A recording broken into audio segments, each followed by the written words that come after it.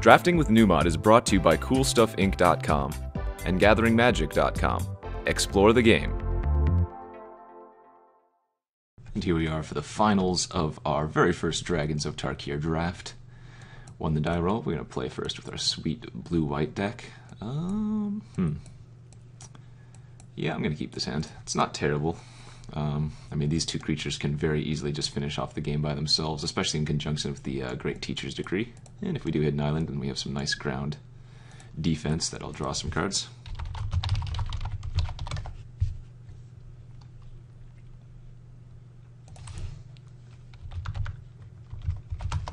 Alright, let's do this. And again, my computer's still a little bit... Internet's a little bit laggy, it seems like, but oh well. Forest. Alright, we've played against a few green decks already. Hopefully we can rip a 2-drop here. Oh, well, I won't complain about an island. Now the question is, what do I want to do next turn? Do I want to play the Sunstriker morph, the Kirin morph, or one of these face up? It's interesting.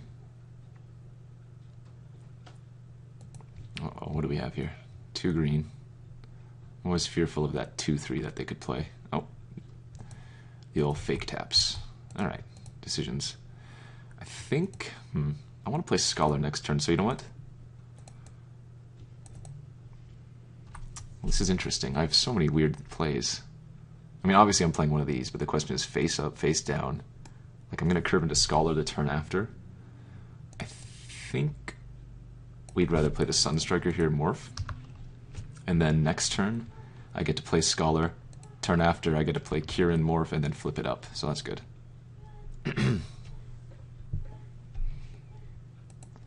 Alright, opponent wild calls for 1. Yep, just going to play out the Scholar next turn. Looking in pretty good shape, but again, another green-black deck. So this might be why we were getting so many of our cards back. It looks like people were fighting for the same colors while we were pretty open to getting our way with blue-white. I mean, that's what happens sometimes. It was just fortunate for us that we opened Ojutai. And then blue-white turned out to be super open. I could also consider just flipping up the Sunstriker next turn. Start bashing in for 4. I mean, that's very, very good. Opponent attacks here, I'm not going to block. Obviously. I mean, yeah, I mean, there's just no reason. Even a double block just seems so bad. Could be so many things the opponent has. Green and black, pump, removal, or otherwise. Alright, down to 17 we go. A 1/6. Oh, well, that's interesting. I guess I'm going to bash in here for 2 and play Dragonlord Ojutai. Seems good. Seems good. Right on time, Mr. Dragon. Gosh, this card is so insane. It's pretty unreal.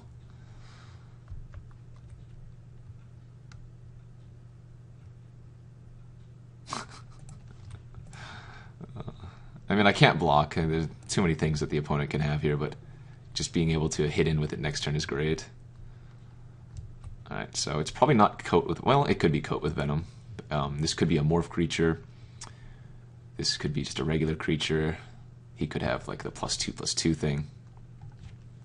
Right now, I think the game plan is just to sit back with the other creatures at this point and get in with the Dragonlord. If the opponent doesn't do anything, then I'm not gonna run into it.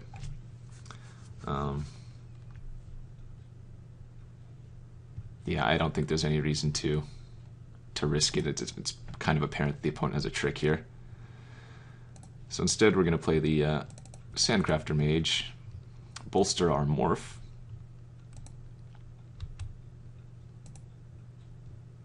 Actually, yeah, bolster our morph, morph the Kirin pass.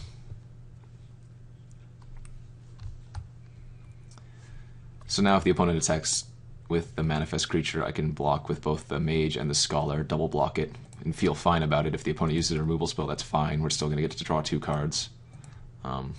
We've developed our board extremely well for this Great Teacher's Decree.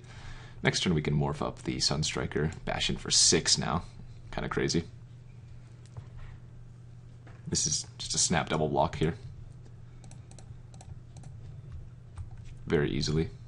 Those creatures we don't care about anymore. I mean, they're useful for the decree, but again, I can't just keep taking 3 damage, and this forces the opponent to do something. If not, then I'm trading a 2/2 for a 3/3. What was that? Butcher's Glee. Okay, good one. And now I can probably attack in with the Ojutai, no issue. Actually hit another land, so I can hit the opponent for 6, 11, 14. Wow, that's insane. But we're just going to flip this up. Actually, am I scared of dying next turn? I don't think so. I think we're just going to flip them all. Bash in for 1,000,000.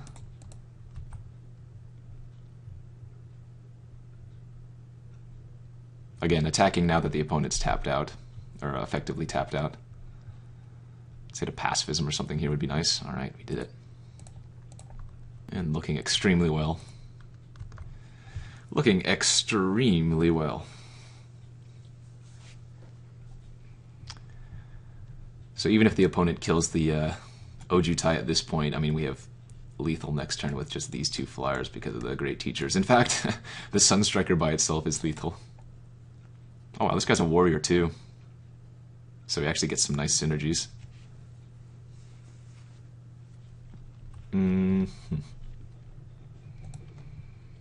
Just gonna take it here. I could put the Kirin in front of the turtle, but it's only 1 extra damage. And I'd rather not lose a flyer. Our hand is so stacked anyways, I don't have to worry about this. I can just deal with all the creatures as is. So I know there's a fog effect in this format.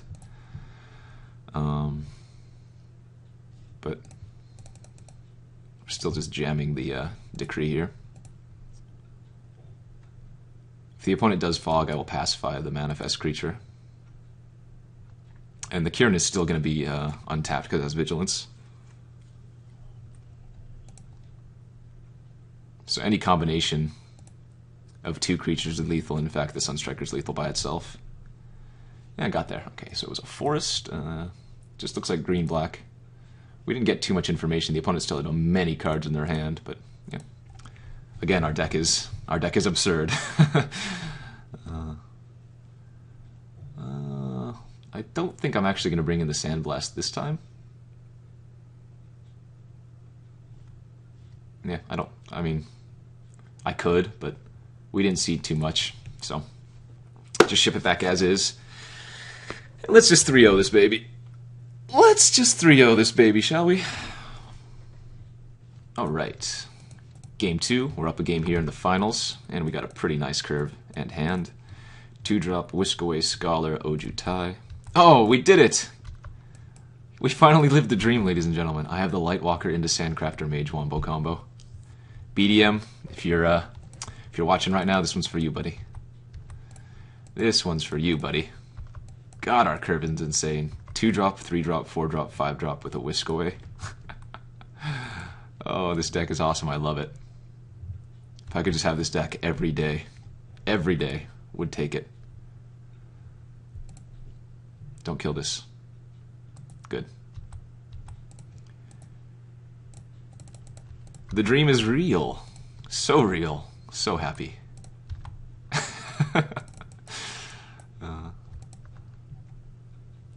I will happily trade away the mage for the bear if the opponent lets me, or offers that trade up. And even if he uses a combat trick, then we have the Scholar to follow up block.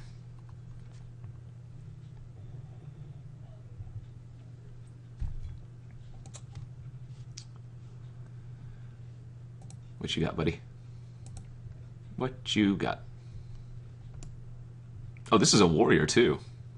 Is this a warrior? No, it's a wizard. Huh. There are a lot more warriors in this format than I thought there were.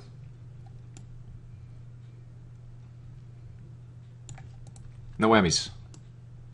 Boo. That's a whammy. Alright, well, again, I don't want to attack. He blocks. I Sandblast or Whisk Away. That's just not useful. I'd rather develop my board out.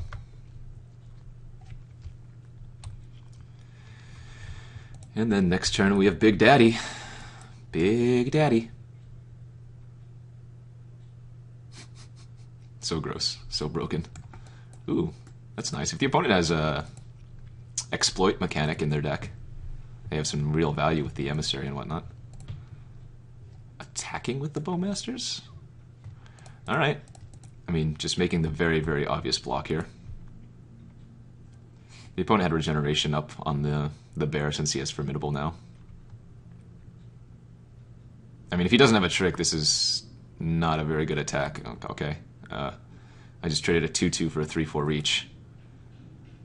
Not sure what that was about. Oh, okay. Deal. Bash in for 3 here. Again, we want to hold back the Scholar for the bear now that he's off of Formidable, and we don't really want to attack into Emissaries right now. 5-4 flying, hexproof, impulse when I connect. Your turn. That's impulse, right? Look at the top 3 cards of your library, put one of them in your hand and the rest. Yeah. It's anticipate, I guess you would call it nowadays. Excuse me. Okay, again, I don't really see much reason to run Dragonlord out here. There's just no reason to. We'll attack with a Lightwalker, play the right into being and pass, probably. The opponent's, it's like the move is still on the opponent to do something here. Nice, yeah. Ooh. All right. Is this only enters the battlefield, right? Yeah. Okay. Let's manifest. I actually don't want the Sandcrafter Mage. Do I? This doesn't... Yeah, I mean, I guess it's fine. Remember, it's when it enters the battlefield, so flipping it off manifest doesn't do anything.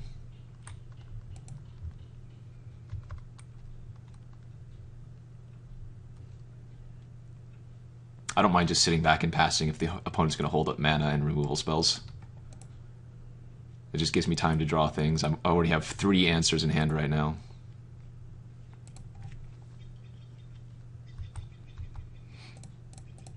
Happy to sit back and play the waiting game. Gonna go ahead and just bolster the manifest.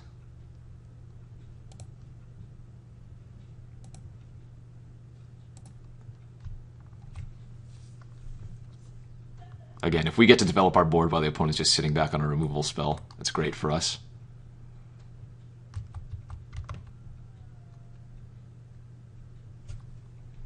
Okay, I will gladly take this trade if you are offering. Happily, happily, gleefully, joyfully. Coat with Venom, that resolves. I would like to draw 2 cards, thank you.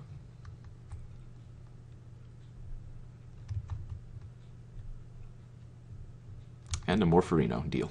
Alright. Now we get to do things. Now we get to do things. Let's start... I think we just attack with Ojutai. I could Pacifism in one of these Sultai Emissaries or something, just not worth it though. I'm pretty sure I hit F2. Again, my internet's lagging, so I apologize if you can see that. I don't want to hit F2 again because I don't want it to skip through my combat, but I think I can. I might be disconnected here. Alright. Luckily, we didn't pass through my attack step.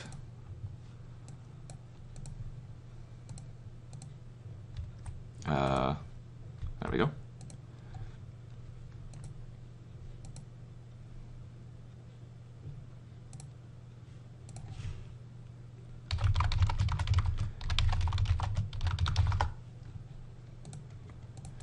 All right.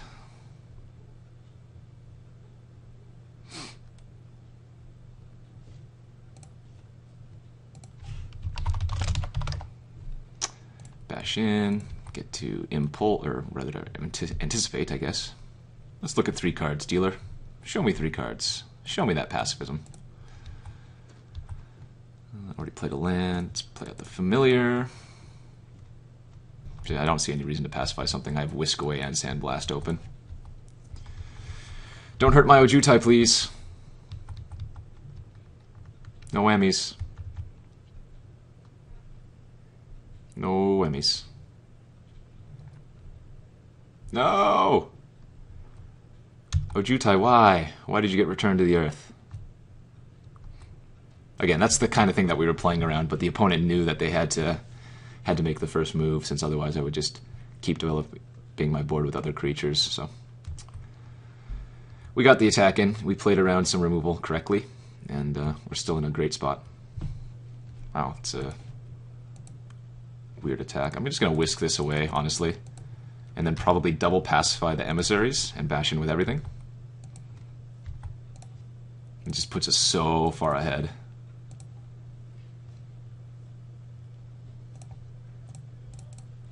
I can even Sandblast the morph, but if the opponent blocks morph onto Sandcrafter Mage, I just let that happen. Be aggressive. Be aggressive. Hey, be aggressive. Be aggressive. Hey. It was a, what? Herd Chaser Dragon. I don't know what that is. The one creature flying trample. Alright. Yeah. Again, I don't really like any of these uncommon dragon cycles, but they're fine in a pinch. This looks like a wild call. Deathwind! Jerk. Alright. Well, I know the opponent drew bear this turn, so they're not playing a land. I'm gonna need to hit a flyer here, I guess. I mean, we have a 5-turn clock with a familiar. Ooh. I take that back. We have a 2-turn clock with familiar now. Completely worth it. Gotta go for it. If the opponent has a removal spell, I do get to draw a card. If they don't have anything, then we just win. Then we just win. Slams down land number 5. What do you got?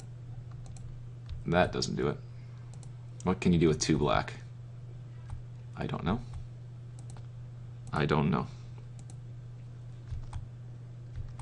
Rebound. Clicky clicky. I would like to cast this card. Thank you.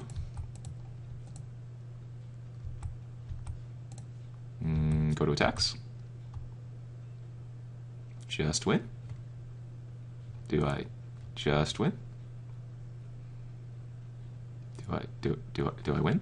GG.